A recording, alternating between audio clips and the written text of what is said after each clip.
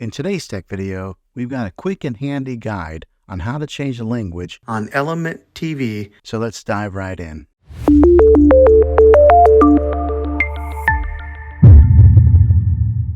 Step 1. Accessing the menu. First things first, grab your remote control and press the menu button.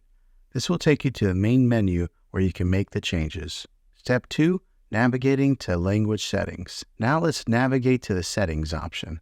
This might be under General, System, or Preferences, depending on your TV model. Step 3. Selecting language. Now look for Language or Language Settings. Once you find it, select it, and it'll reveal the available languages. Step 4.